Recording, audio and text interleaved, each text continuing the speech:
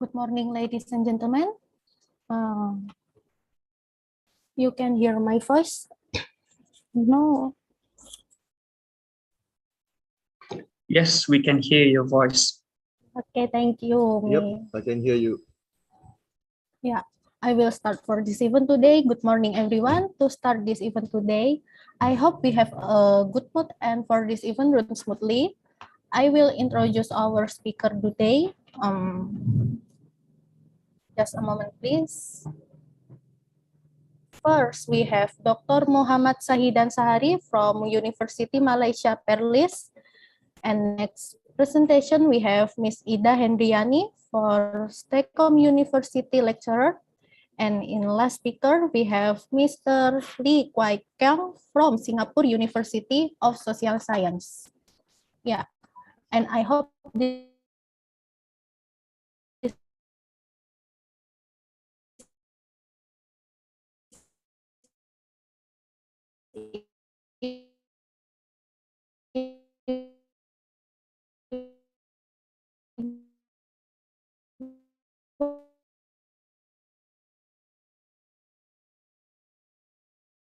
will be enjoyable and worthy of knowledge.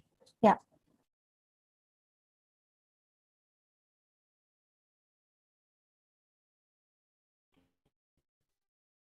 For the next session, we will listen Indonesia.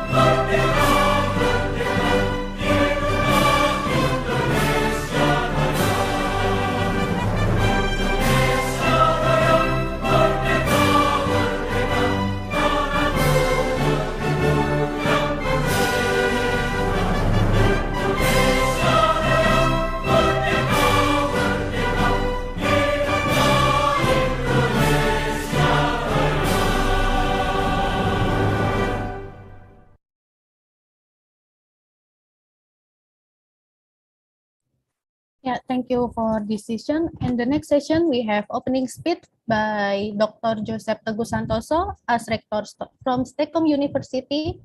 Yeah, for Dr. Joseph, the time is yours. Terima kasih, Kak Novita. Saya dengar jelas? Tes.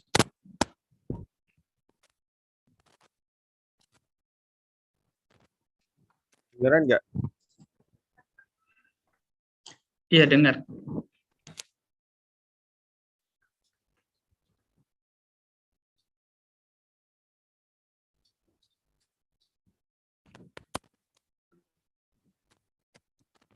Selamat siang ya, semua para audiens yang hadir pada siang hari ini.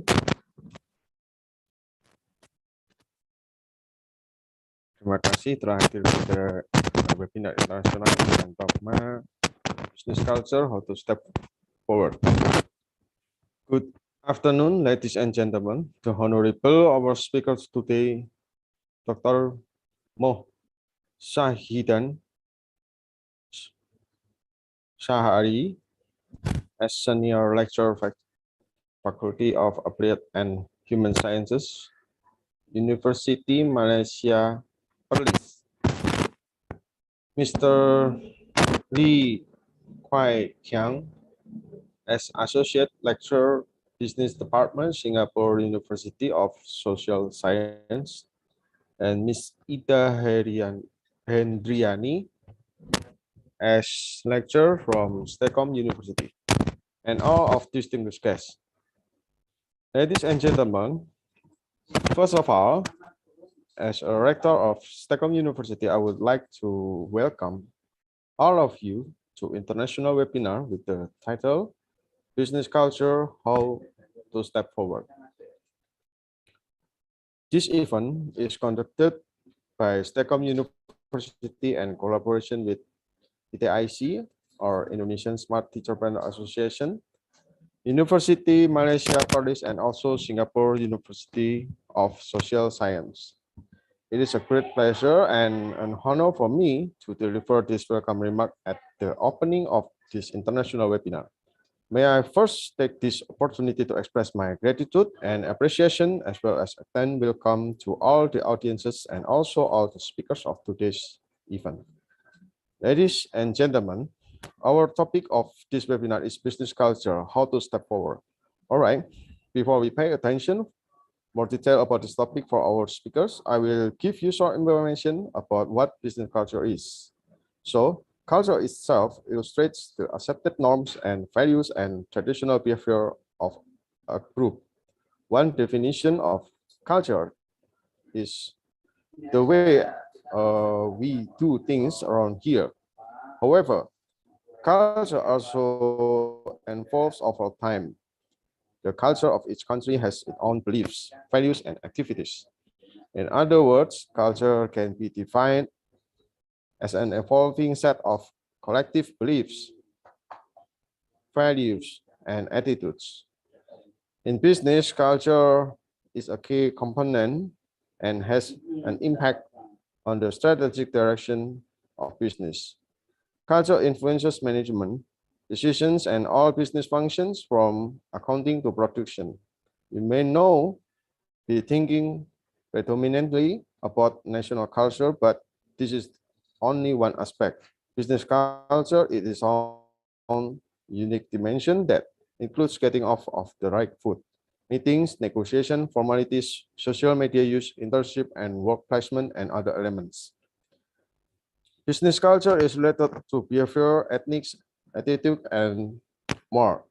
A business culture will encompass as organization's values, visions, working style, beliefs, and habits. Ladies and gentlemen, culture impacts many things in business, including the pace of business, business protocols, how to physically and verbally meet and interact, decision-making and negotiating, managing employees and project, propensity for risk-taking and marketing, sales, and distribution. There are still many people around the world who think that business is just about core business principle as in making money. They assume that issues like culture don't really matter. These issues do matter in many ways, even though people are focused in the bottom line. People do business with people they like, trust, and understand. Culture determines all of these key issues. Ladies and gentlemen, once again, culture is vital to your business because it shapes your corporate identity and therefore your growth, paving the way for success and lasting legacy. If you can see that you are making a positive impact within your team and in your community, then you know it is working. When you have a foundation built on your unique culture, you can build on your teams will to move forward and achieve your company goals. Your unique culture allows us to recruit, build, and retain a first-class team. Having the proper momentum, culture, and teamwork create the opportunities to build your legacy and reach the goals on your Film Board. Ladies and gentlemen, that is just a little information that I can share to you all. We can get more detail about business culture from our great speakers today. So you have to pay more attention to the explanation from them. I would like to extend my appreciation to the International Affairs Organization of STEKOM University for making these international webinars. And finally, I wish you to enjoy the webinar today. Let's pray that our effort remains in the blessing of God Almighty. Amen.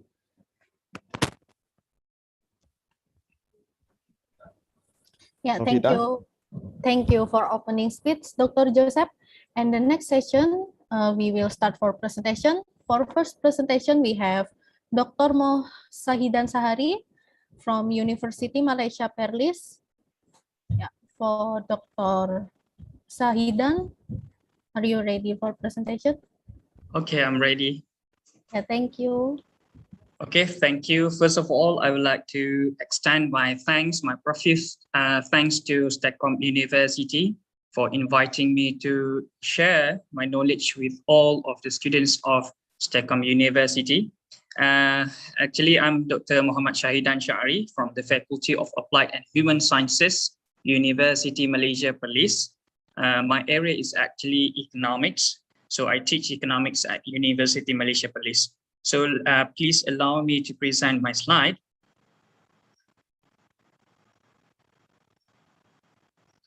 Okay, so I hope that you can see my slide. First, I would like to, so since we are going to talk about business culture, how to step forward, I try to relate business activity during the pandemic. As we can see that during the pandemic, it is very serious, right? The impact is very serious. It is very huge, tremendous. Many business have been affected, devastated by the COVID-19 pandemic. This is because of the government's action to control the coronavirus, to contain the virus, and then the government had no choice but to impose lockdown. And then when people are restricted, actually we can see that many people, many businessmen, businesswomen are affected. They cannot run their business, they cannot earn profits, and many business have been have incurred huge losses because they cannot have because of the lockdown. Okay, I believe that not only in Malaysia we have lockdown, but we also have lockdown in other countries. We try to restrict foreign tourist arrivals from other countries. So actually, all of this all of this have impacted the economy. Not only in the economy, society, business, and everything have been wrecked by the COVID-19 pandemic. As we can see, I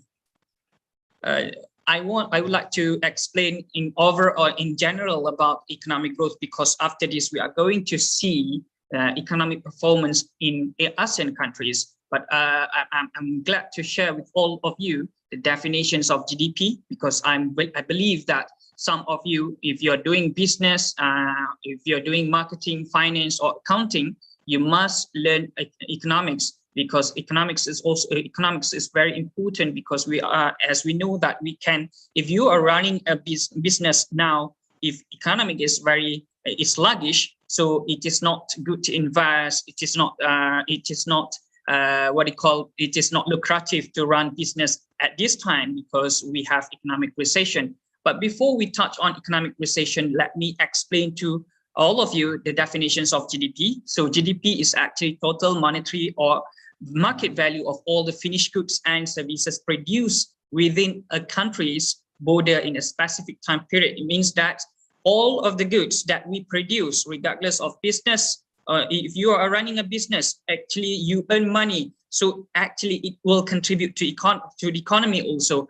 Okay, so if you produce goods, if you run a business, and if you produce something, you as a firms, you produce something, you produce computers, for example, so you are going to contribute to the economy also. because your income also will consider in economic. Okay, so the most commonly economic GDP is actually the most commonly used measure for the size of an economy. So if we can see in the world, the largest economy is actually the United States, followed by China. Okay, because US is the largest economy in the world and followed by China. And then GDP can be computed as a normal basis or real basis. As we can see that if GDP, if you want to consider real GDP, we are going to use real GDP to measure whether our economic performance is better or not. Because if we consider nominal GDP, it means that it considers also inflation. Inflation means that continuous price. So we consider price in calculating nominal GDP. So we don't want to consider nominal price. So we have to take GDP. So we are going to use real GDP to measure the economic performance in that country. Okay, so economic growth is an increase in the productions of economic goods. Yes. I apologize. Can you full screen your PPT? Or full screen? Yeah, thank you. Okay, so economic growth is an increase in the productions of economic goods. So it means that if we have learned already the definitions of GDP, then you will know what is economic growth. Economic growth is actually an increase, changes in GDP. Okay, so it means that if our economy is increasing, so economic growth is negative, is positive. Okay, so because the percentage change increase is actually because our economy increases. That's why we are going to have a positive economic growth. Okay, but what about if we have negative economic growth? Negative economic growth means that we are in recession. Okay, so now we are going to look at what we call economic growth in ASEAN countries. So in ASEAN country, so we have from 2016 to 2020. Okay, 2021 is actually we expect or we forecast the economic growth in 2021 and then also 2022. So it doesn't mean that it will the countries will achieve the economic growth. Okay, so if we learned during the pandemic, COVID-19 pandemic, it started to prevail in 2019, but the impact is very serious in 2020. So you can see that most of the countries in not only in ASEAN but also in other in the world, so the economic growth is very shrank. Okay, economic growth shrank. So you can see that we recorded negative economic growth in 2020 because of the COVID-19 pandemic, when the government tried to impose lockdowns. So when the government imposed lockdowns, of course, many business activities are affected. Economic activities are also affected. Okay, so you can see Malaysia recorded negative 5.65% in its economic growth, and then Indonesia also slipped into recession. Singapore also was plunged into recession. The Philippines also was hit by recession. You can see Brunei, even though Brunei overall it does not slip into recession, but at the end of in the third quarter of 2020, actually Brunei also slipped into recession in the third quarter of 2020. And then we can see Laos also negative. Myanmar, it does not achieve negative, but actually it will achieve negative in 2021 because we expected that the impact is quite slow compared to the other countries. But Vietnam, you can see that the economic growth is not negative. Okay, it's not economic growth is not negative in Vietnam because some economists say that this is because Vietnam has braced itself for the pandemic and the COVID-19 pandemic. This is the reasons why it does not it did not slip into recession. Okay, so we have in business, of course, when we learn about this situation, this trend in economic growth in all of the countries, not only in Malaysia, Indonesia, but also in the US, in many other countries, they slip into recession. So we have to bear in mind that if you run your business during this time, it is very hard for you to survive. Okay, it's very challenging for all of you to survive. Okay, so the important thing here, I want to stress, if you run your business during these times, you have to figure out how you want to survive during these times. Okay, so as we know that after 2020, we expect that the economic growth is going to our economy is going to recover from economic recession. So we expect that economy business activities is going to be restored, and then we will expect that because the government has lifted the lockdown and has eased the lockdowns, the restrictions. Okay, so we can see that many business flourish. Okay, many businesses started to flourish. So this is your time to grab this opportunity to make sure that you are going to flourish also. But what you have to do is actually first, you have to embrace. This is very important that I always tell my students. The important thing is actually, if you are a businessman, if you run a business, the important thing nowadays is actually you have to embrace technology.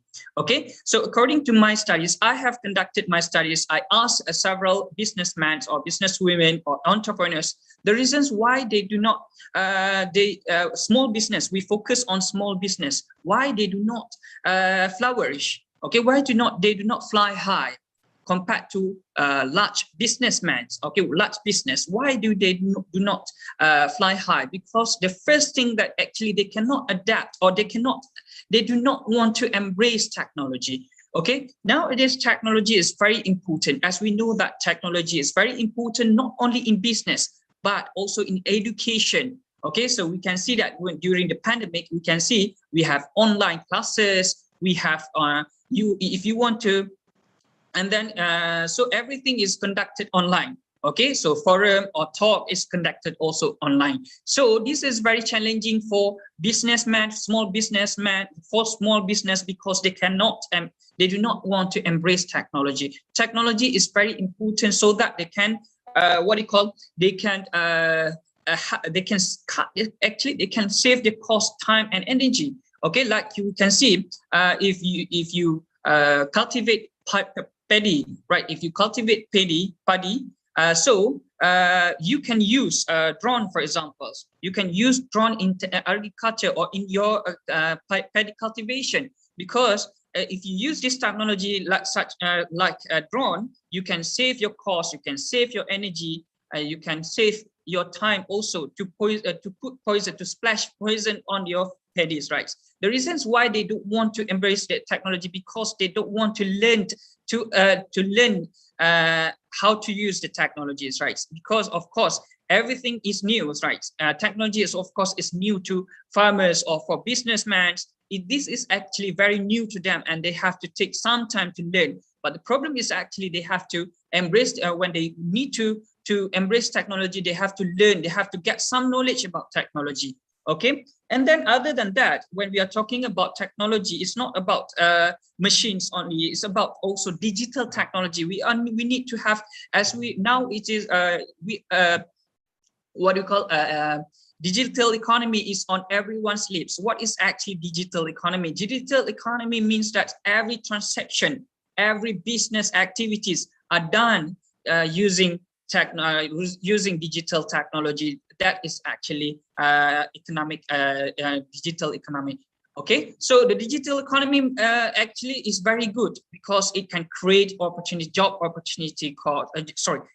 job opportunities. Okay, so nowadays we understand that it is very challenging also for fresh graduate to get jobs. Okay, rather than to get jobs, why do they create their jobs? Okay, why do they create their jobs? This is actually what Malaysia try to emphasize. We actually, after students finish their studies, rather than looking for jobs, it is also better for them to create jobs, because if they create jobs, they can give job opportunities to other peoples. Okay, so in that time, and then when we conducted study a study on businessmen and entrepreneurs. Okay, so when we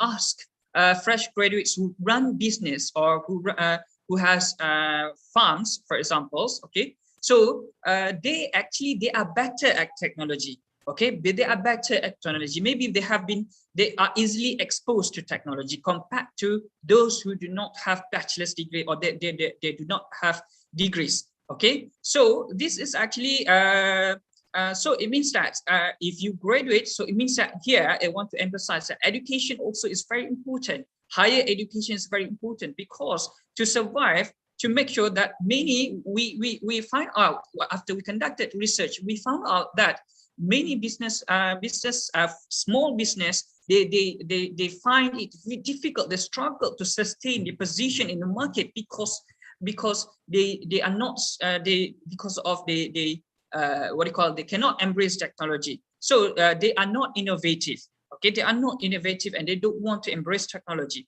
And then when we can ask fresh graduates who run business or who have farms, they can sustain longer, and they can earn more money. They can earn more money. They can earn higher incomes compared to those who do not embrace technology or do not have high education. They earn meager incomes only. Okay, so they just can put food on the table. They just can afford to put food on the table and live from hand to mouth. Okay. So this is very important. Okay, so if you are running a business, you have to embrace technology. The first thing is actually technology, and digital technology is also important for all businessmen and for all entrepreneurs to survive in the market, because nowadays you can expand your market if you have digital tech, if you learn how to use digital technology. Okay, if we look at during the COVID-19 pandemic, even though some businessmen, okay, some businesses cannot sustain their position in the market, some businesses have to shut down, have to incur a huge loss, okay, huge losses, so they cannot continue, they cannot resume their business, and then they have to close their business during the pandemic. However, when I interviewed some businessmen, okay, they say that during the pandemic, during the COVID-19 pandemic, they still can survive. They say that they can earn more money. Okay, they can earn more money. They can earn more money during the pandemic, even though we understand that many businesses have been have incurred huge losses, but not all of businesses incur huge losses during the pandemic. Some businesses they are creative and innovative. They find solutions. Okay, they find solutions. Maybe if they sell goods that are not in high demand.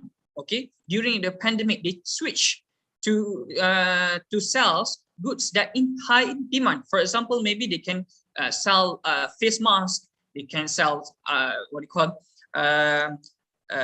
sanitizer. Okay, so they be innovative. They be creative.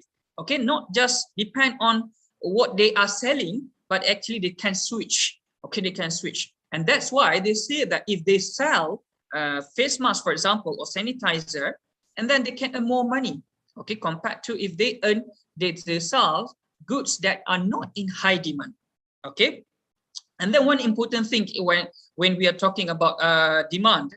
Okay, so what is very important is actually you have to look at your demand, the elasticity, the degree price elasticity of your demand. Okay, so you have to see your demand also. Okay, whether your demand is elastic or inelastic. What is actually elastic demand and elastic demand? So when you say that if you sell your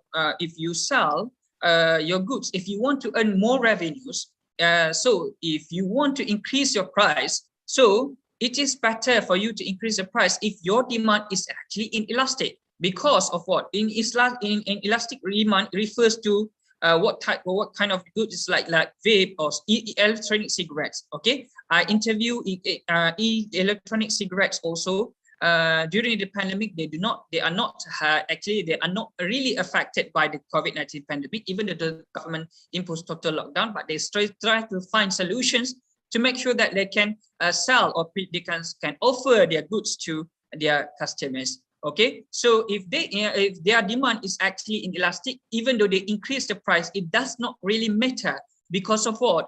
Because people still consume that. Okay, so people still consume, even though you increase a little bit the price, it doesn't really matter to your customers, because your customers really wants to have that good. Okay, because it is addicted. Okay, the good is actually addicted. So when the businesses that I interviewed, whether they are affected or not, so actually they can survive, because then they know that their demand is actually inelastic. Their customers still need to have that their good, even though the government imposed lockdown.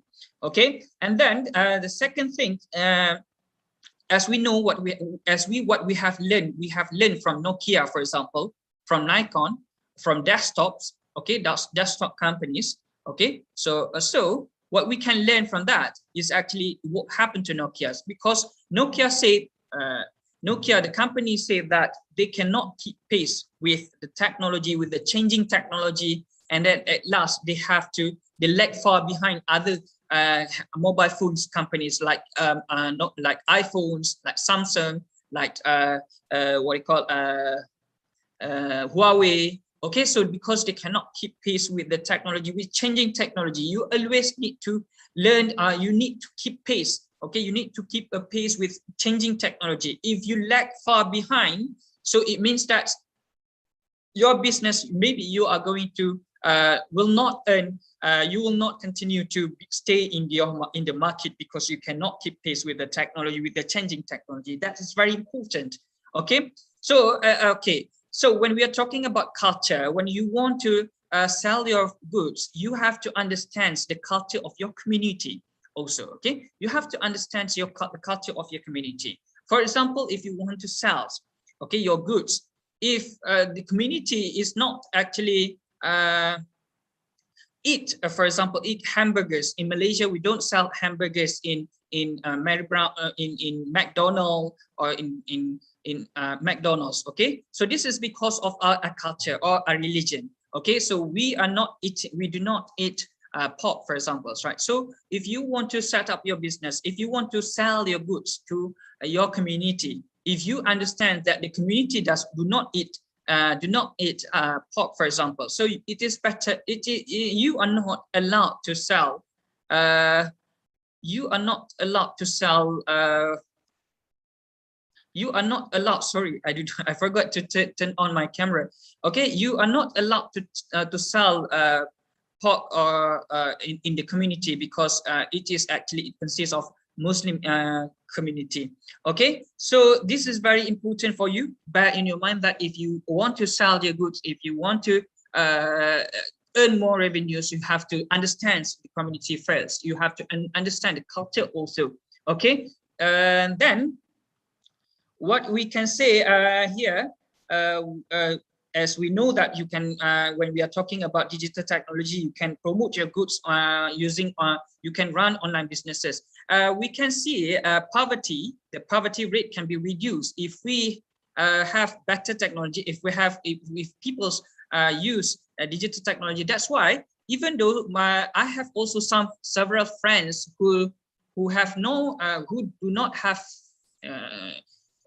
higher education, but they can earn a very high income because of what? Because they use Facebook, they use Instagram, they use many platforms that they can use to make sure that they can promote their products, they can sell their goods. Okay, so nowadays it is very famous. If you sell your goods, you don't need to you don't need to if you have if you have a building, or if you have a shop, for example, if you have a shop, so you don't need to stay for 24 hours in the shops, or you don't need to stay for 12 hours in the shops, right? Because you are selling in the shop, you don't use online, you don't run online business, right? But if you have a shop and then if you want to add your, if you want to market or you want to promote your goods, it's better also to have to promote using you have to promote using social media. Okay, so that's why my friends can earn a high income because they grab this opportunity. They use social media, they promote their products, and then at last it can you can see that after that you can see that their businesses are flourishing. Okay, and then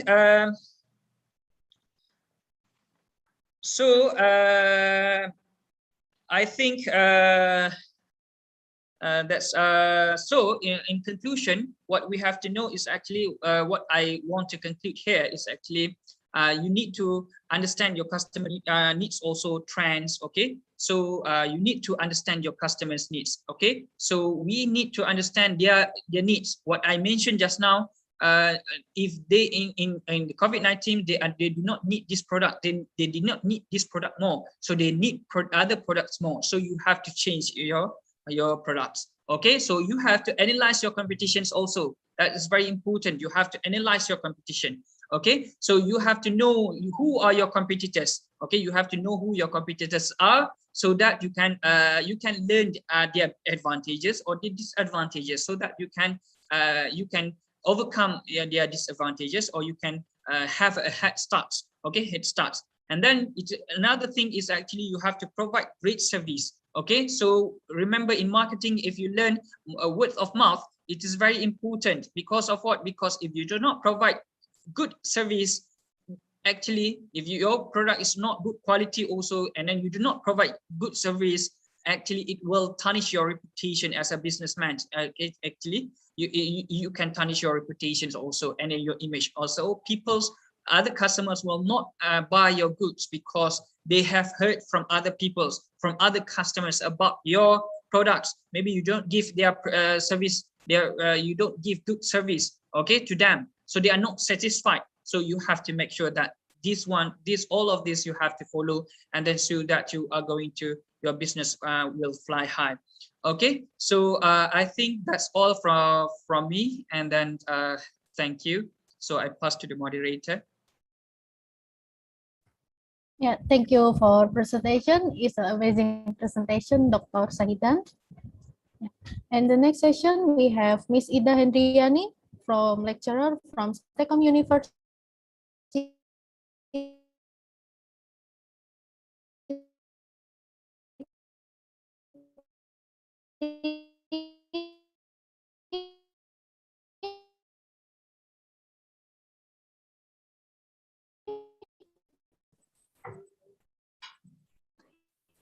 Yeah, for Miss Ida, the time is yours. Yeah. Okay. Is it clear my PowerPoint presentation? Yeah, is it clear, Miss? Okay. Yeah. Good afternoon, ladies and gentlemen. Honorable Mr. Joseph Teguh Santoso as the Rector of Science and Computer Technology University. And the second one, Honorable Mr. Mohd Shahidan, Senior Lecturer, Faculty of Applied and Human Science, Universitas, Malaysia, Perlis. And the one, Honorable Mr. Lee Hoai Hiang, Associate Lecturer, Business Department, Singapore University of Social Science. Yeah, today in this special international webinar related to business culture, how to step forward, I would like to present my topic related to understanding cross-cultural business communication in Indonesia, how to step forward. Yeah, formally, I present both my presentation slides. Let me introduce myself. My name is Ida Hendriani. I'm a lecturer of Science and Computer Technology University. And I'm also business owner at several businesses, both local and international businesses. And then I joined several organizations, both local and global organizations. Yeah. On my presentation,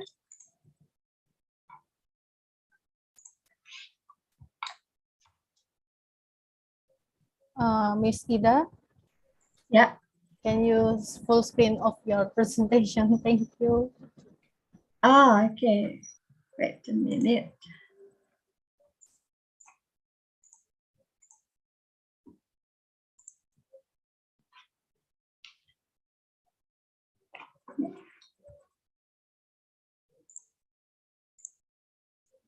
Yeah, on my presentation, I'd like to discuss several main points. The first one, understanding cross-cultural business communication, cross-cultural business in Indonesia.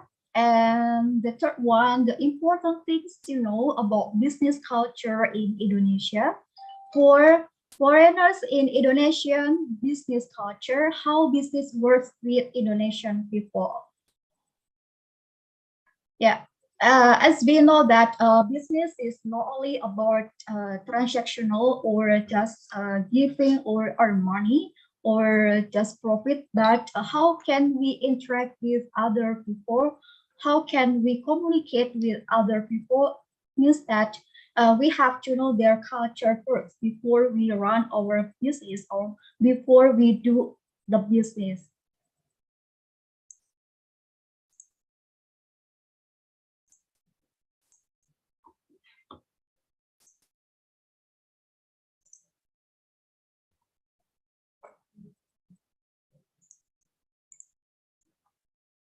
Yeah, cross-cultural business in Indonesia. The diverse and rich cultural dynamics dominate Indonesian business culture. By having a better understanding of it, you increase your chance of doing business with Indonesian companies. Therefore, the best advice is to start with learning about Indonesian people and about the unwritten habits of the country and its organizations. Yeah, how to know know about their culture are really important when we do or do business with them or with our business partners. And all foreign investors must learn about a country's business culture before investing business in Indonesia.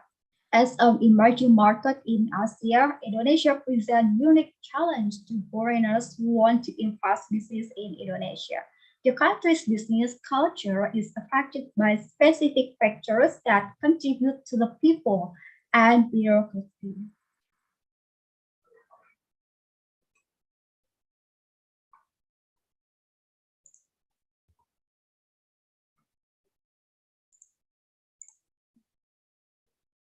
Yeah, the most important things to know about business culture in Indonesia. The first one, Indonesian people have a subtle communication style, subtle and indirect communication. They tend to say something different from what they do originally mean to be polite. Some Indonesian may be direct, but subtleness in the general communication pattern a foreign worker or expatriate will often encounter. Yeah, Indonesians also tend to be less confrontational when communicating a problem.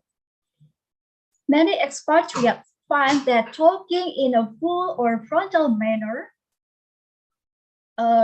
rarely works among Indonesian peers unless it's an emergency. Learning the Indonesian language and being more approachable in communication style is often more effective.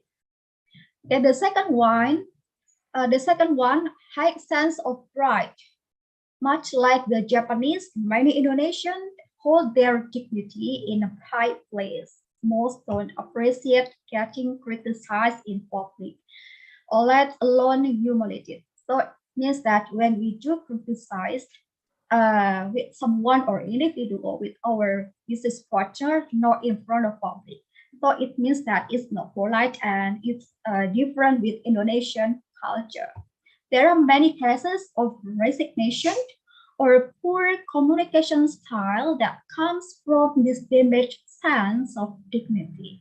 especially expatriates or foreigners, those from countries with more direct culture must learn to be discreet in communication.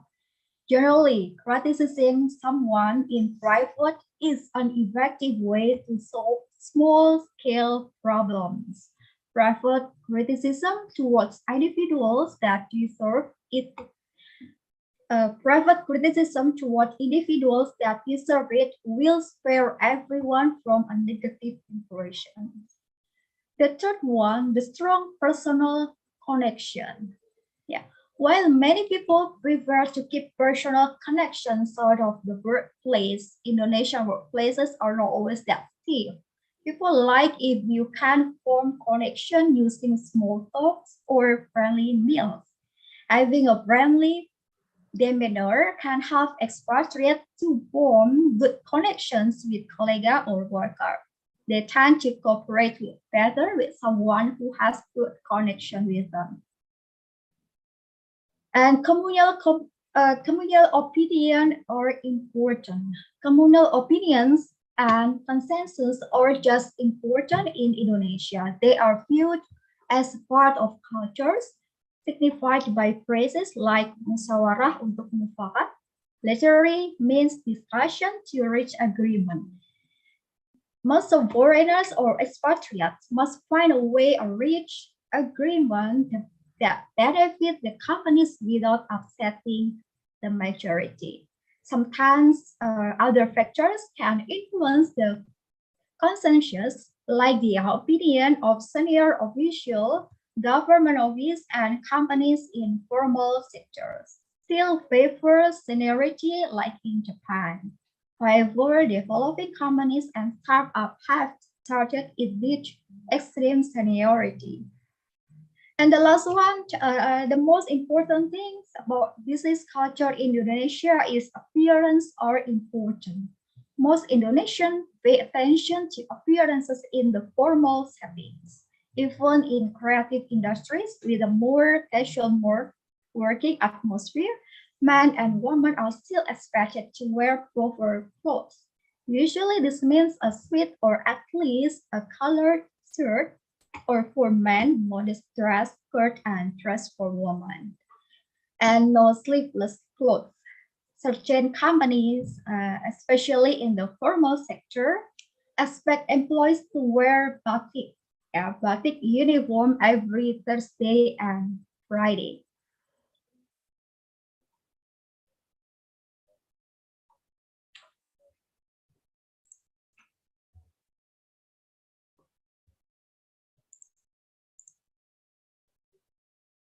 Understanding Indonesian business culture, especially foreigners or foreign business people who have or who invest business in Indonesia, they have to know about Indonesian business culture.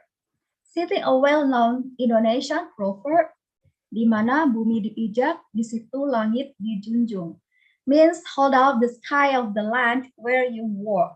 This is similar to when in Rome, do as the Romans. The same goes for doing business. So people who come to Indonesia with a clear vision, a flexible mind have excellent chance of blending in Indonesian culture. Prejudice often leads foreigners into false expectation. Therefore follow these steps to shape your idea of how business works with Indonesian people.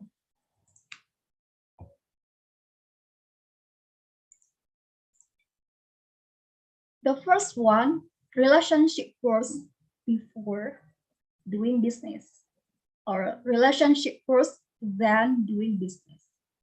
The diverse cultural dynamic dominate Indonesian business culture. There are a number of customs and traditions that need to be followed. This is the extent that Indonesians sometimes feel burdened by their culture code or ethic. We call it tata krama or business ethic. The same feeling of obligation and burden applies to the kindness. Yeah, nevertheless, Indonesians are very proud of both their cultural heritage as well as they happily show kindness toward foreigners. However, once you are in Indonesia, you will understand how many customs actually need to be followed. Also, also the custom and the culture can be impacted in running or doing business. Yeah. And power, the second one, power and hierarchy influencing Indonesian business culture. Yeah, people are not equal in society, and it's also reflected in the organization. In other words, employees with less power in life expectancy have to have less at workplace as well. The hierarchy concept is still commonly found, especially in older generation and well-established companies being introduced to new people. Try greeting the eldest or most senior first. Yeah, the title is a thing to both around and show your status in society. It's polite to refer to them with titles, Mr. or Mrs. In Bahasa, we call them Bapak or Ibu, rather than direct recognition, rather than direct name. Yeah. And the third one, yes, boss, praise in Indonesian business culture. This praise does mean yes, but mostly to make a person happy, show respect, and satisfy the requests of another. However, don't be fooled into thinking it automatically convince what is being discussed in between partners. Thus, a one-time yes doesn't mean an Indonesian person will do what is discussed or necessarily agree with it. Make sure to double check our proposal a couple of times. So yes means several meanings. Yes, we do, or yes, we have to do consideration, or yes, we not accept it. So we have to make sure to double check your proposal a couple of times when our business partner say yes, especially in Indonesian culture. Next, the importance of connection in Indonesia. Yeah, how business works in Indonesia. With Indonesian, connection is really crucial or really essential. Who you know is more important than what you know. Okay, I repeat again, who you know is more important than what you know. Means connections are often more valuable than knowledge. It comes especially handy when dealing with governmental sector in Indonesia. Therefore, it was to gather partners with a wide circle of connections rather than have a few bright one close to you who lack connection at necessary levels. Yeah, Indonesians grow strong bond with people they know. They follow up on those close to them as well as on those of higher rank. New acquaintances, however, are further behind the list. Therefore, give it time to bond and build relations. Trust is more important in running our business. So we have to build relationship first before we run our business. Yeah. Bragging about who you know is a common practice as well. Everyone you know claims they know someone important. Sometimes they do, but sometimes it's just a marketing tactic. Okay, I repeat again. Sometimes they do, but sometimes it's just a marketing tactic they use for an improved reputation. Yeah. Avoid agreements during the first contact with Indonesian partner. The first meeting or the first contact. avoid agreement, or we have to avoid a business agreement, while follow-ups to new connections are not prioritized. Indonesians feel committed to relationships and keeping them on good terms. Saying no is not a phrase that slips over the lips of a local easily. Thus, it's often that they skip a meeting or contact if they feel it's about business and they are not ready, rather than saying no. Yeah.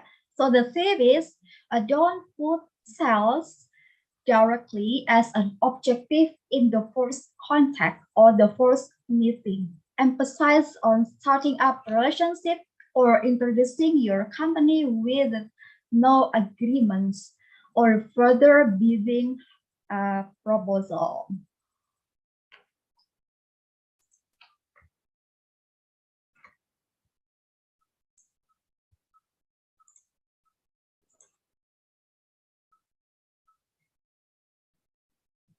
Yeah, family business and privately owned company. A large number of companies in Indonesia are run by families. As part of the culture, it's natural that children take over from their parents' business. The company is inherited from generation to generation. They grow moderately year over year with the oldest brother or son as the leader. The way of business is by following the former leader. Even when the son or daughter is appointed as the new leader of the company, the decision maker will still come from these parents or the oldest brother as the former leader or as the former founder. Yeah, how we can approach with the family on the business. Yeah, the structure itself is similar. However, power is sometimes dissolved internally, no matter who is assigned on which position. Try approaching the entire family and see who is behind making decisions. Doing business with families is overall similar to working with any other types of company in Indonesia. The key is you need to win the owner of company by demonstrating how partnering or working with you will bring profit to their business.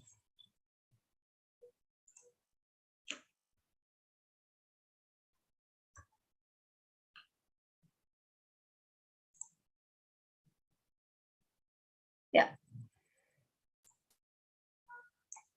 An understanding of Indonesian business culture, there are do and don't things that we have to concern. Yes, an understanding of Indonesian business culture will go some way towards helping you achieve your business goals. Do here always have plenty of business cards and treat other people's card with respect when they are handed to you.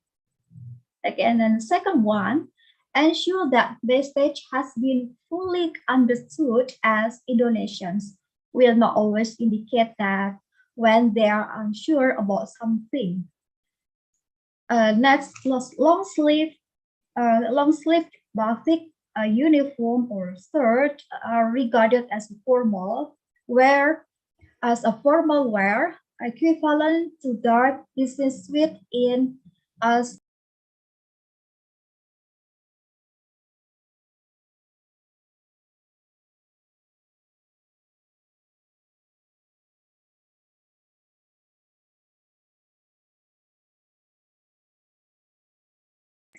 Okay, trousers, shorts, and ties are common business attire.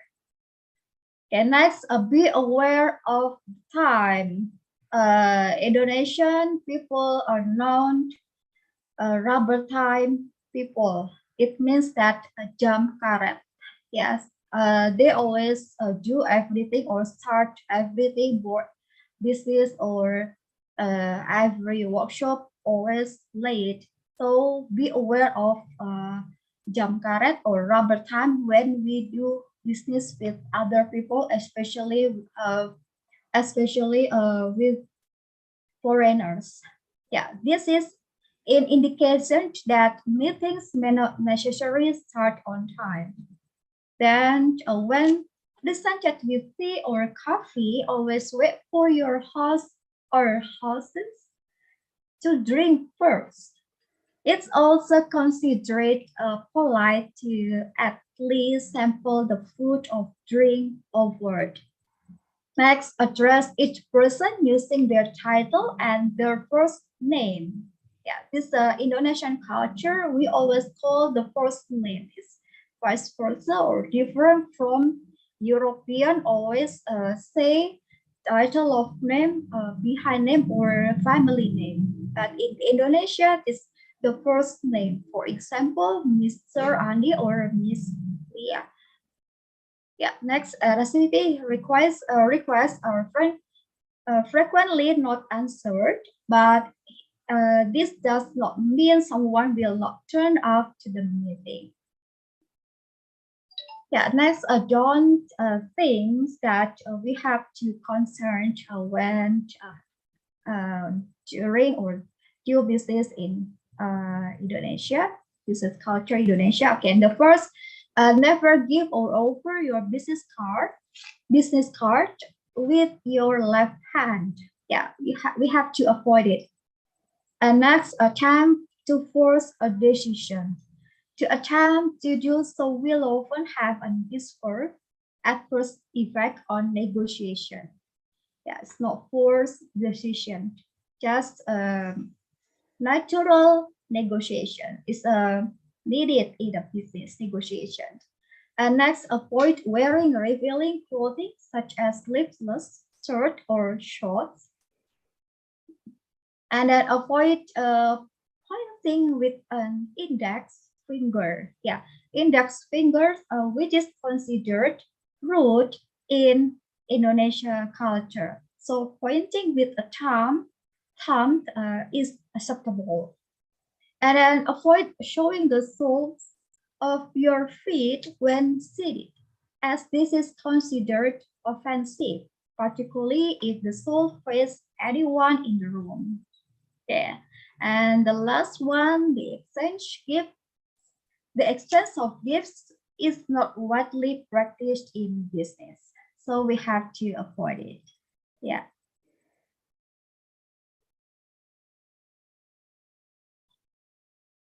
Okay, that's the end of my presentation. Understanding cross-cultural business communication in Indonesia. Thank you for your attention. Yeah, thank you, Miss Ida. And the next and the last presentation, we have Mr. Lee Kwai Keong from Singapore University of Social Science. Yeah, for Mr. Lee Kwai Keong, the time is yours. Thank you.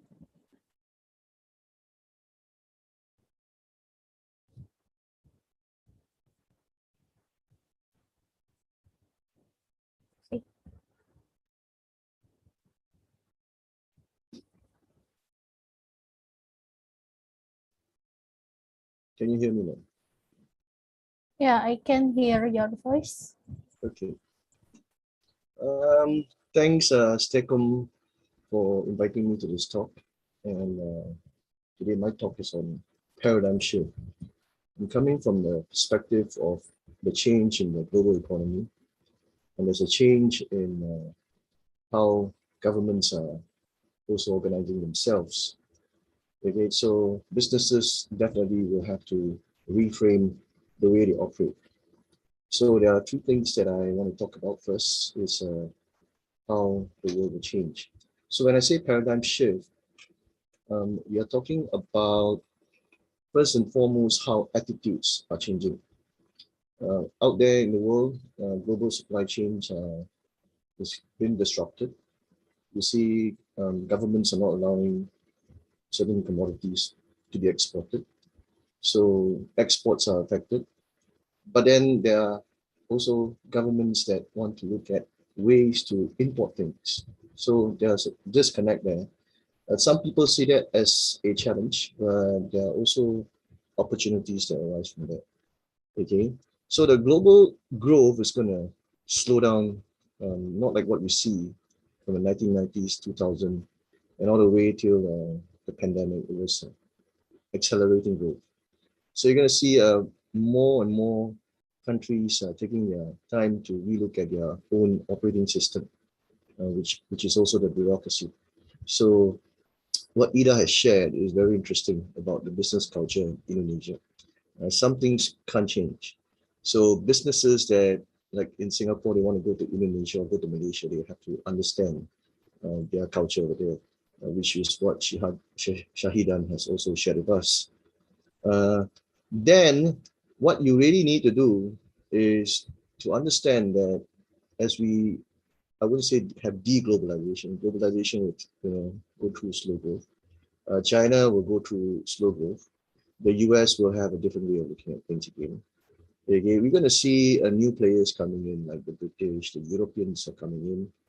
And that is not so much of globalization. They are focusing on regional cooperation, what we see as ASEAN. So ASEAN at the federal level, at the interstate level, not much of a thing has been done. But when you look at business to business, there are a lot of movement approach there. So Indonesia, I would say a big economy, has a lot of opportunities there with the country. And it is not easy to go into Indonesia to do business if you do not understand the culture. So there needs to be a change in the way people from Southeast Asia, how they would do business with one another, because we are so used to a system of, oh, we just follow the European style or the American style, which is not very sustainable in the long run. Because at the end of it, I think we have to learn to travel around the region and understand how people in the region, they do their business. Okay, so I will look at it from that perspective, that regional cooperation is something that has not been entertained deeply. There's always been a narrative of governments saying, oh, we want to cooperate.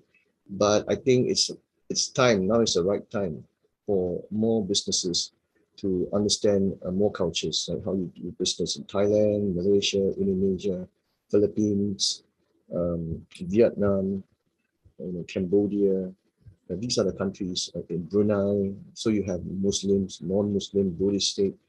So it's actually very exciting, but it is also very challenging. Okay, so for me, I think businesses, the most important thing at the micro level. I'm not talking at the macro level. I got no statistics to show to you, because I'm talking from the perspective of my own experience when I do consultancy for companies. Okay, they are increasingly streamlining their operations. Okay, what does it mean? It means that they're trying to reduce the work processes. Okay, and you can see that technology is helping them. Okay, so what Shahidan was saying, that he interviewed some people, and they say the young graduates go in there to the marketplace with degree, they are the ones that use the technology. And why are they very progressive? Because they have the technology, and that is very good. But at the same time, the businessmen, they are looking at ways to increase their profit, not just to streamline. Okay, so you get to that about how you want to increase profit and reduce costs at the same time using technology.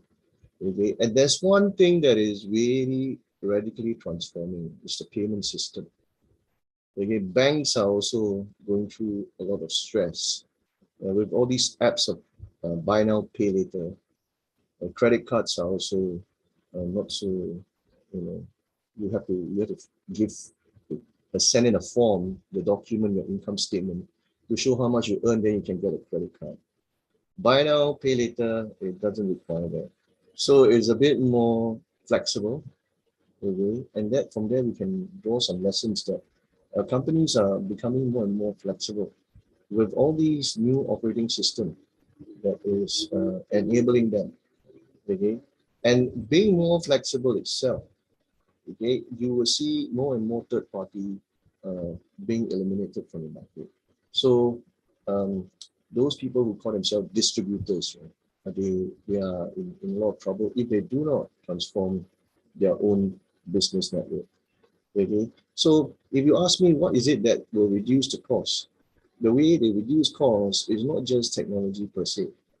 It's how people think about how they want to do the work in a manner that is a shortcut.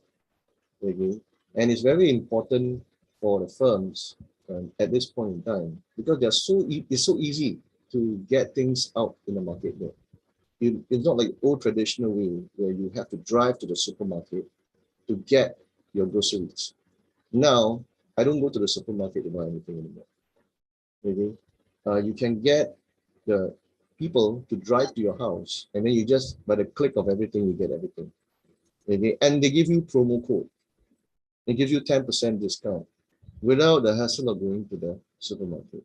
So that in itself, right, it gives the company also a lot of opportunities to expand their business.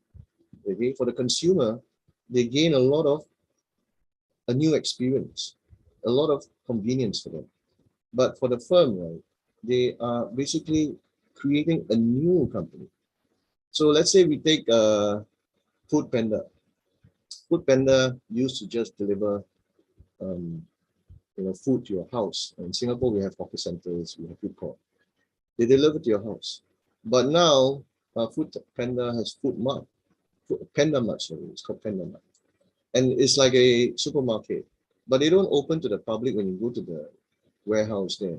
All you need to do is you order online, they deliver to your house. And that is taking over a lot of businesses like all those traditional shops. They have closed down. Okay, and is it possible for those traditional shops to overcome this at this rapid pace of technological advancement? I think only if their children are willing to take up the business and create the next thing called complementary assets. You see below the opportunity. Okay, which means to say the children must be able to understand the existing business network that their parents' business they have. So like what Ida was saying, that a lot of people, they pass their business to the children. So but the children cannot just be dependent on the existing business and not do anything. So to further develop and compete, they need to build complementary assets. What is complementary assets? Complementary assets would be something that is complementary to your existing business. Okay, so for example, if their parents are doing textile business, okay, so maybe the children would look at something complementary to textile, and perhaps they will be a fashion designer, or they work closely with retail shops. They have warehousing. All these are complementary. Okay, and how is it that you're going to have this app or operating system that allows you to constantly think of new businesses that can complement your existing business? Okay, so if you look at Amazon, right, it didn't start off as a grocery company. It started off as an ebook. Okay, so how did they move all the way till today? They are going to have, they bought over a company, 20% of a company called Rivian, electric vehicle. And that they have shares, they are a major shareholder of it. Okay, from a company that was almost bankrupt to one that moved to grocery, to drones, to electric vehicle. Okay, so what did Jeff Bezos learn from it? He learned that his weakest point was actually warehousing, transportation. That's why it failed in the first place. So he developed on his weak point, and he became a strength. Today, his transportation network is his strength. So he can even reach out to Singapore, Indonesia, wherever he wants. Okay, so as we see that more regional cooperation comes in, it is actually opportunity for people with business to expand their business with complementary assets. And how do you do that? You want to develop through strategic partnership. And that comes also very handy with the Indonesian culture. And as it is a very Asian thing, that people do business based on trust, okay, and reciprocity. And maybe I've learned something new today, that in the first time when you meet someone in Indonesia, you do not talk about business contract. I don't do such things actually. So I usually talk to people to learn about whether it's a cultural fit or not. Is it transactional or not? If it's transactional, then it's not a strategic partnership, because strategic partnership is long-term. So if you are long-term, then you can find strategic partners, and from there you can think of new businesses to come up with based on the existing business you have. Okay, and then when you start to have this strategic partnership, right, you start to share information on slowly and not immediately. Of course, you need to build trust. Right? So from sharing information, then you can start to create new services for people. Okay, so I see the services sector has a lot of opportunities there, especially in a country in the whole of Southeast Asia. Services sector is very important. You're going to see MNCs want to come in. They require your service. Okay, MNCs are coming into Singapore again. They also require new services. And you should not take technology as a way of as a challenge. Businesses should look at it as an opportunity. Okay, but technology itself is not enough. You look at it with the next thing when I talk about the workers and how what businessmen are looking for when they're looking at the new generation of workers. So, but when you do all these this strategic partnership, what you really need to pay close attention is that as you are expanding a business, you want to reduce your transaction costs. Okay? What is transaction costs? One of it is to find information on how to get into a new business. So you do not, if you try to do it all by yourself, right, or you're going to incur a lot of costs. You're going to hire a lot of people and try to do something. It may not even work out. So the smartest way to do it is to get to know people so that they already have that network. Okay, so it's a relationship-based kind of business. But as much as it's relationship-based, you also must assess how it will contribute to your capability. So everything must be based on capability, as much as it's relationship-based. Okay, so if you are able to develop those complementary assets to develop the next generation of capability. I'm not saying that you've got to create something like a new phone or a new operating system that go and try to beat Microsoft. I'm talking about an existing business that you have. Okay, take at that level there. And if I see correctly, Indonesia has about 88% of people or 98% of people are probably run business. And that is a great opportunity for them. Okay, so what is it out there that you see that is lacking? And you can discuss with people through relationship, and then you form business groups and capture new markets, provide new services. And the way forward, actually, it is about consumer experience. It's not just about the business, the cost of the business that you're looking at. You got to look at the experience of the consumer, very important. Many at times when you travel around Southeast Asia, you will see that a lot of people are, looking at cost to businesses. But there's this thing that neglect. The neglect is the consumer experience. It's not just just being very the hospitality business. There has to be across all sectors that the consumer is the one that will create the network for you. Why is that so? Because the consumer is the one that will go around and talk about you. Whether good or bad is you, the consumer will say. Okay? So just as much as you're going to collaborate with people to cut costs, you're going to look at the consumers as the one that's going to increase your profit. Okay? And the consumer's feedback is very important. Okay? It's just like teaching. Right? Your student is your consumer. They give you the feedback for you to improve. So you cannot take the students like, oh, you do not know. Maybe they know it better than you because some of them work in a sector that you have never experienced before. So that feedback actually helps you to see from another angle. So it's the same as business. When you get that feedback, right, don't ignore the feedback. Okay? But there's a problem here. And when you have too many workers, right, the workers don't give the feedback to the boss or the bosses. Okay? That's one of those things that I see when I do consultancy for companies. They will try to shirk their responsibility. right? So the bosses themselves have to overcome that challenge where workers are shirking. That means they do not want to hold responsibility, take ownership of the feedback, and then let's see how we can work on this. Okay? It's always been a top-down approach. So transaction costs at the level of between companies, it's theoretically very possible. But at the end of it, you still need to look at your revenue there. And that is not just about, oh, I'm giving you a good product. You might think it's a good product or good service, but the consumer might not think it is that great. So maybe you can ask them why. So perhaps you can learn a lesson from Steve Jobs. He went back to the drawing board about 300 over times before he launched the first iPhone. That is very crucial for him. Okay? Some people say he's crazy, he's perfectionist, but I would say that he really wants to get into the market, okay, with a phone that is like revolutionary. People will just keep talking about his phone. He doesn't need to talk anymore. Okay, so you got to create that consumer experience for the market that is coming up. Just like how you have Gojek in Indonesia. Okay, you see how the way he expand his business, and that is how he's doing the complementary assets. He has even come to Singapore and expand his business.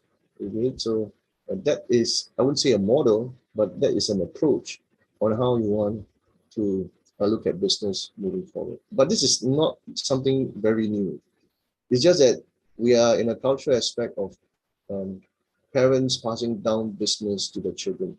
But the business school, right, they don't teach the children that sort of things, how to pass down the business to your children and be successful. I have to say this to you because I do teach at business school. So what I do is I ask them to change their attitude. Okay? So what is it that the parents want from their children? They want their children to be leaders. Although the parents will make the last call, but one day they still have to have the children to be the leader of the company. Okay? So if you don't have parents to give you a business, then you want to work in a very capable company. They are looking for people who are leaders. Managers, right, are just following SOP. Following SOP create nothing. Following SOP, you can be obsolete very quickly. Why do I say that? There's this thing called artificial intelligence. They are more accurate than human. They are faster than human. So a lot of subjects at the universities have become obsolete, okay, because it's all SOP. Okay, what are the 7 habits of successful people? All these are SOPs. How is it that you should, control your resources? Okay, marketing of 4P. Or those are all SOPs. You've got to really develop, okay, those complementary assets. And those people who want to go and work for other people, you got to get it very wrong. You don't work for people. You got to work with people. So if your children want to take over the business from you, the best way to do is not have them work directly under you. Okay, the best way is that the children start a business complementary to the father or a family business. Okay, so you have a warehouse business. The next thing is to come out a logistic business, and your son or daughter will do that business. And then in itself, you expand the business. And your children will be very fortunate because they already have the existing network that you have for them. And from there, they are the ones that will take ownership of their own business without you risking that they will mess up your company's reputation because you have maybe developed your business for 30 years. So if they messed up their own business, right, you go there and if the parents go there and help them, right, then they can learn without any damage to the existing reputation. Okay, so complementary assets are not easy to develop, I would say, but that approach itself, it's actually to help you to reduce the risk of that your reputation will be affected. Okay, so so when streamlining, you definitely, if you are a person who study all the time, but you're not sure of what outside in the world, then you're going to have a lot of challenges too. Okay? So you really need to understand the market. And the best place that a business student should go and learn is the market. Because once you go to the market, you understand everything, not the textbook. Okay, the textbook is just a fraction of the market. You just conceptualize something from the market. Oh, we just say that it is information asymmetry. There's a monopoly. He has more information than the rest. He's an incumbent. He wants to prevent the entrant from entering the market. But if you're entering the market, you gotta accept that you're facing an incumbent. How would you want to overcome the challenges? The only way to do it is to go into the market and learn. So universities, right, should start looking at ways of how the students can go into the marketplace at the same time while they're studying. Not prepare them to study based on a textbook with only an idea that is fraction of the real working world.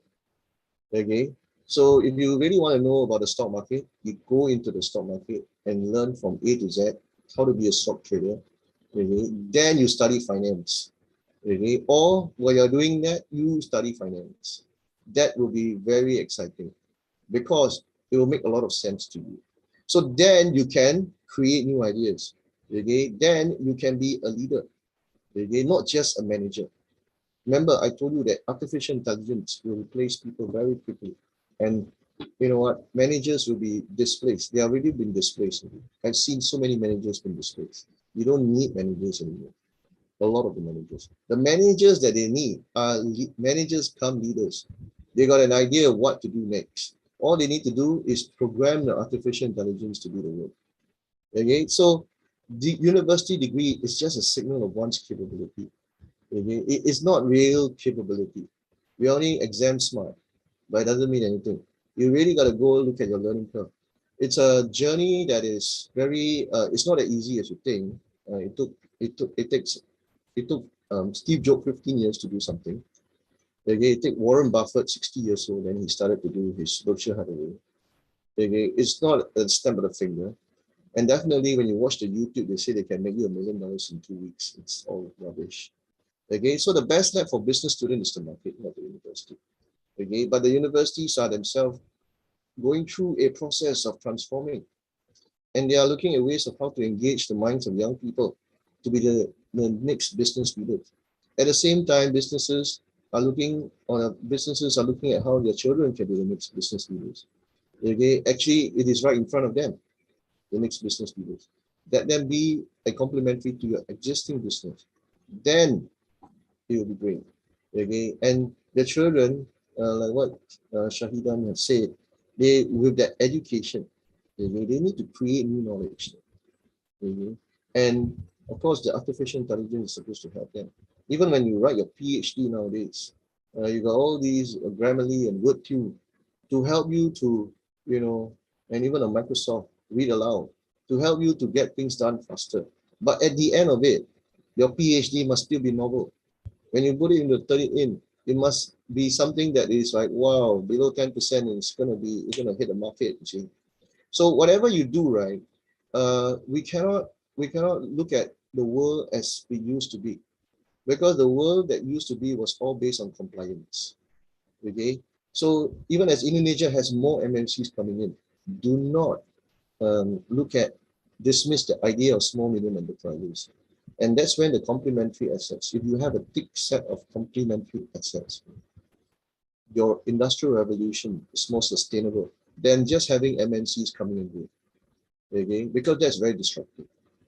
Okay, so when that knowledge is actually in the system, then it becomes very sustainable. Okay, so do not structurally shift everything away from the family business. I would say that they should upgrade the family business with more complementary assets. Then you will see that the industrialization in 15 years, it becomes you can be sure it becomes very broad-based, and it's not just solely very dependent on GDP. That wow, the MNCs come in and then they create jobs for us. Then we must study engineering, and then we go to the workplace, and then we go home. Okay, that sort of model is actually, I would say, outdated, because the MNCs will use artificial intelligence. You're going to hire very few workers. The amount of money coming to every country will go up, but then the amount of technology coming to the country will also go up, which means to say there will be lesser workers. Okay, so as we recover from this pandemic, right, there are two things that are happening. There are two things happening at the same time. We are recovering from a pandemic. We are also having a rapid industrial technological advancement. So the workers, right, they have to look at education as a journey of discovering one's ability. Okay, you don't say I only study for 3 years. You study the market for your whole working life, and then in the process, you contribute with one great idea, and then you find more new ideas and like-minded people to set up more startups, beef up the business, and from there, you can actually, have this paradigm shift. It's not immediate. It takes 10 to 15 years, and I'm seeing that a lot of young people are very enthusiastic about it. That's all I have to say. Thank you.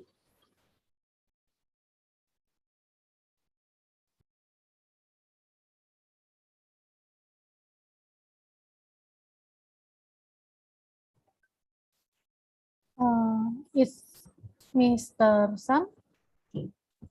Sorry.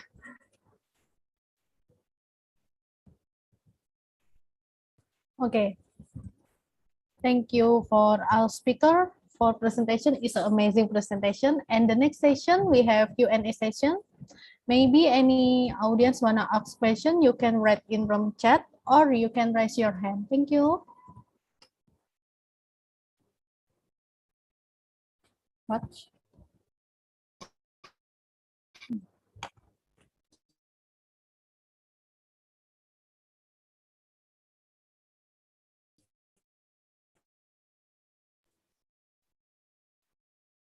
Novita, maybe you can direct the question who's supposed to answer which question.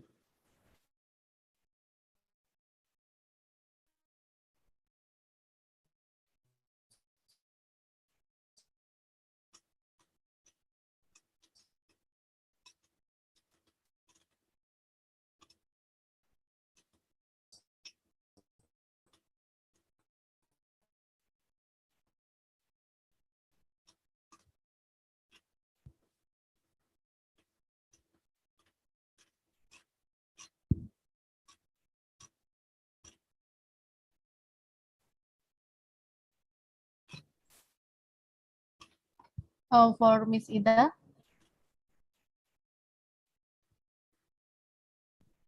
Yeah. Could you repeat the questions, please? Yeah. Is it for me? Oh, for Mr. Lee or all of the speakers?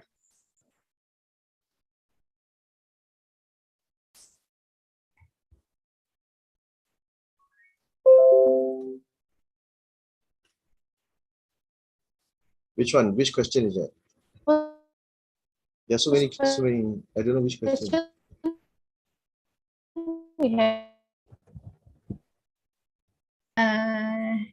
Yes, Miss Novita, I can hear your voice. Yeah, I can't hear Novita. Yeah. Can you repeat the question more?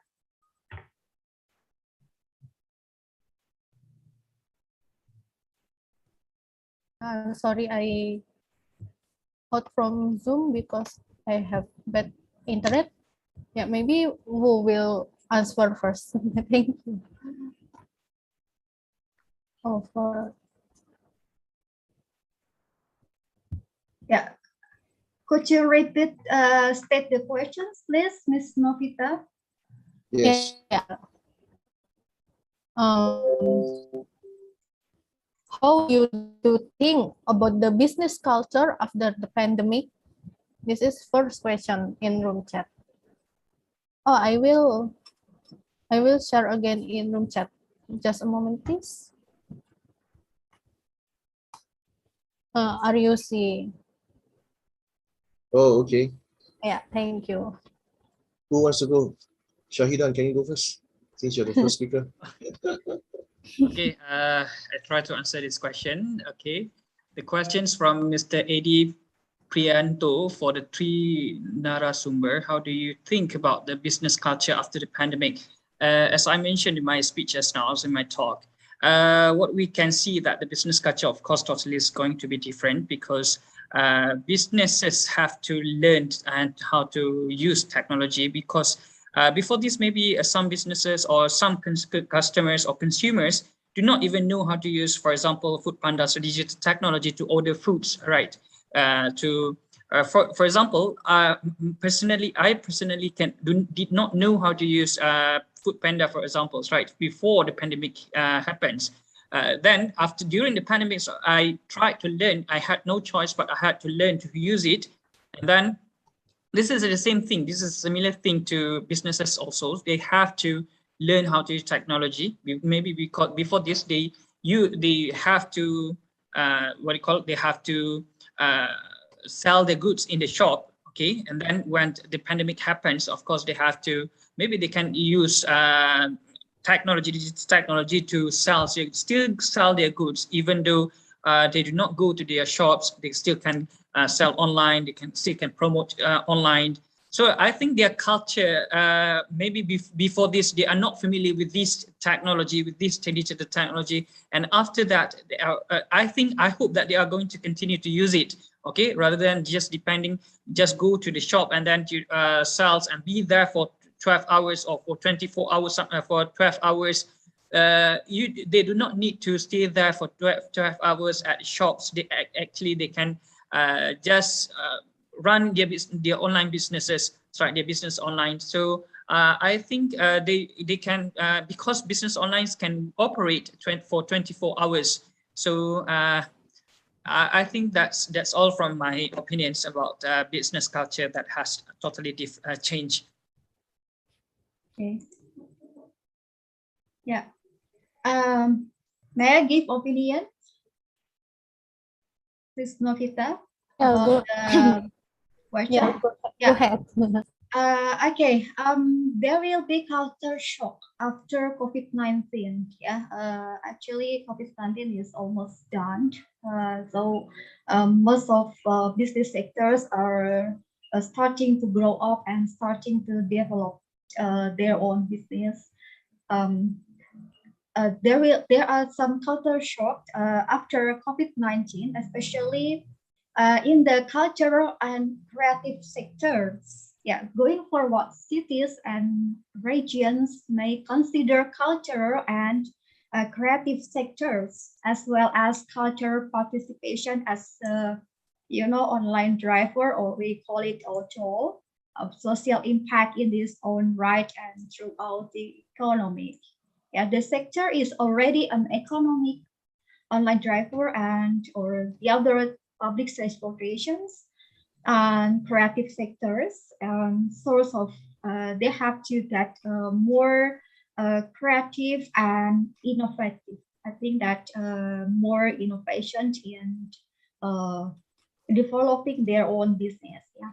In many cities and regions in Indonesia, specializations in the cultural and creative sectors are evolving and being used to tackle competitive and societal challenges from the competitors, favoring resilience. So resilience is more important, especially for entrepreneurs and business people, and creative skills and to creative and innovative. In the recovery of COVID-19, there is an opportunity of defense for dense metropolitan areas and remote regions alike to consider growth model, moving away from culture-based large-scale tourism towards models fostering cross innovations between TCS over traditional manufacturing and service, especially design or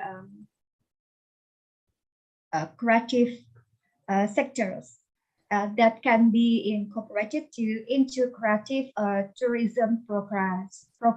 Yeah.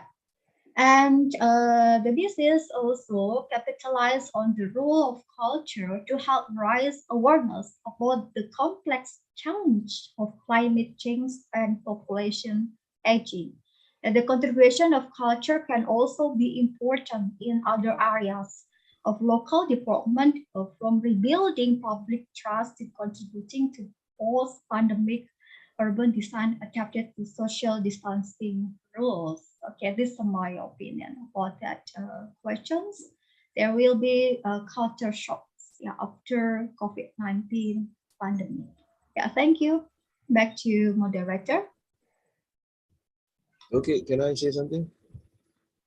Yes. I think the major change will be moving away or moving towards sustainable development. How, like what Ida was saying, more aware of the environment.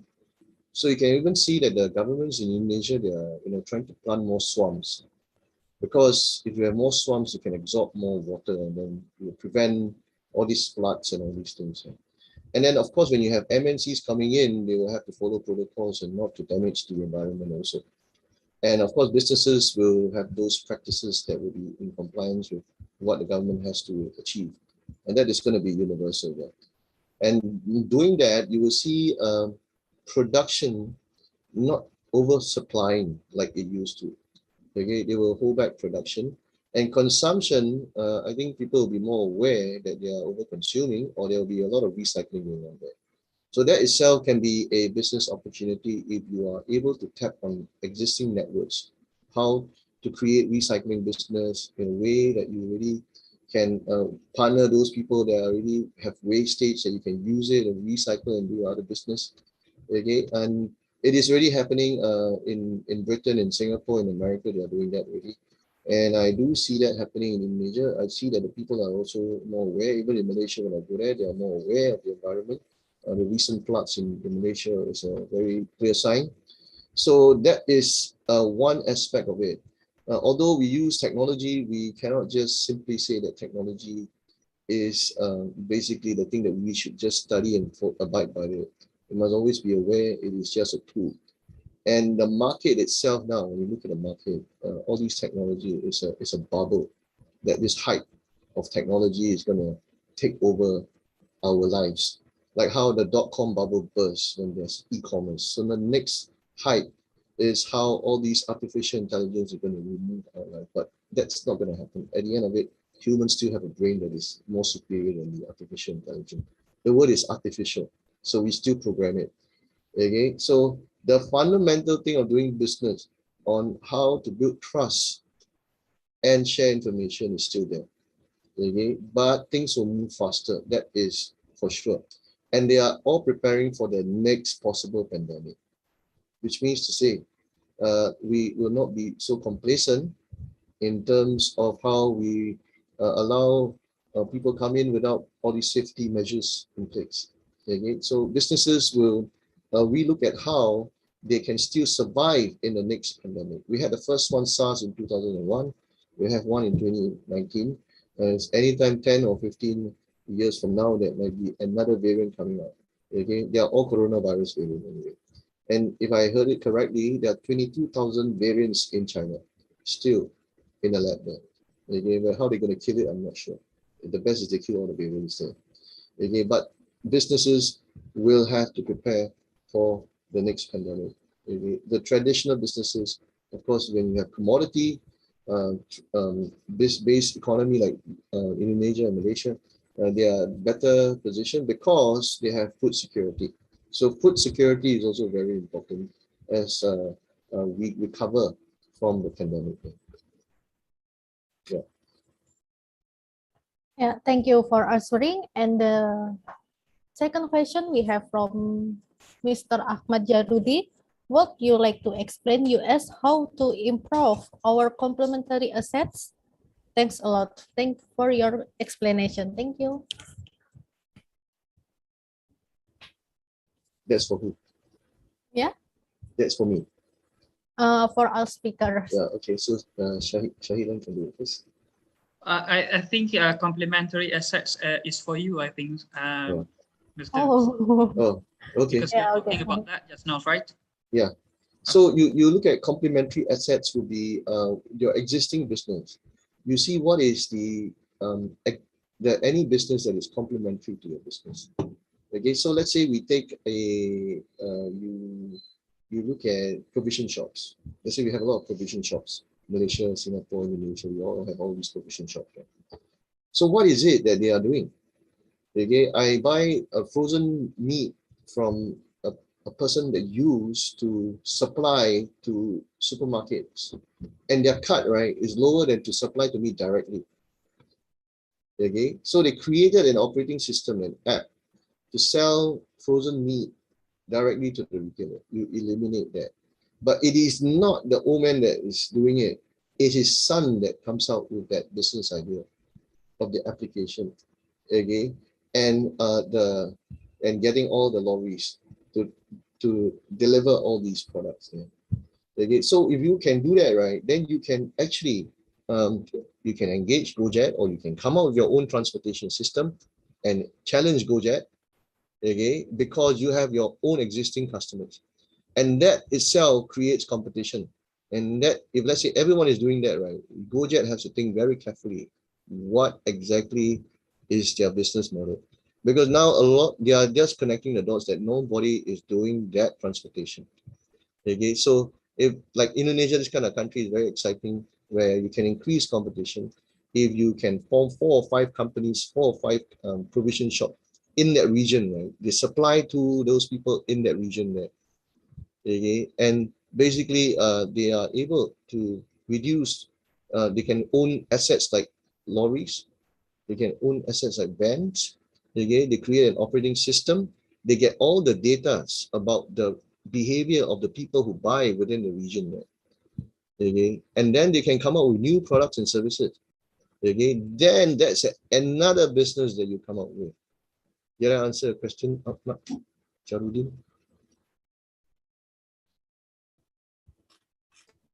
For last question, this question for Mr. Lee Kwai Kang from Hasin Hendra. I have a friend read about specialties culture at Indonesian West Kalimantan. I want from Indonesian language translate to Chinese language, but need a support from Singapore government or other. When I had finished translate my question, when get a marketplace by Singapore government. How about this idea, Mr.? Why do you need the Singapore government? You just need a publisher. You need a publisher. Yeah. And then the publisher can help you to sell the idea, because the publisher has the networks. So you all have to move away from the idea of everything is government, you know. You gotta create your own and you work closely with the publisher, you can produce more books.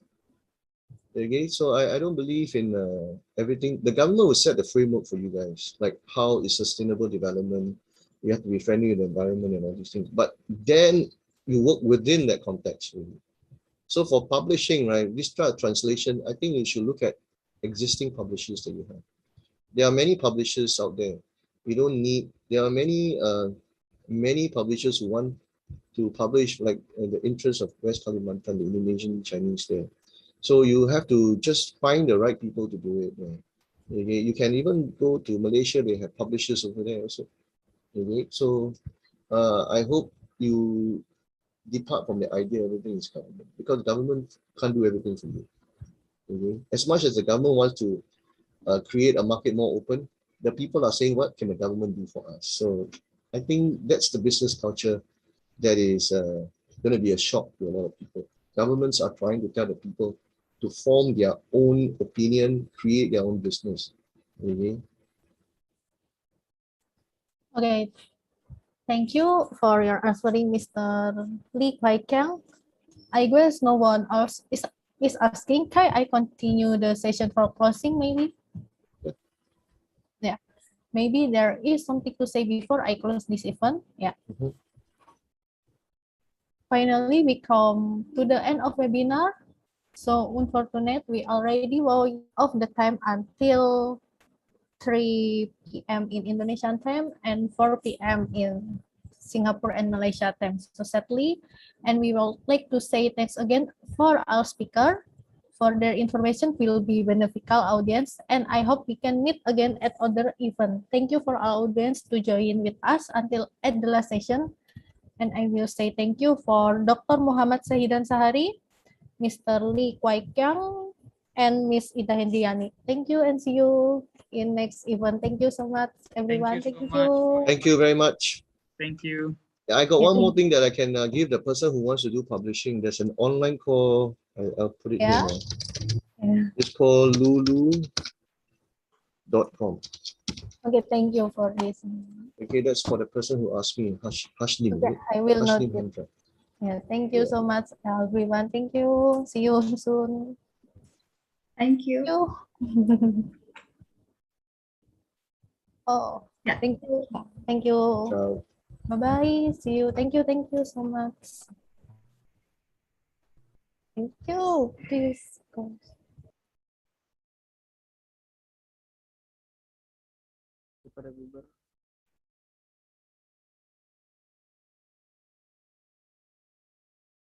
Yeah. Thank you all. Thank you.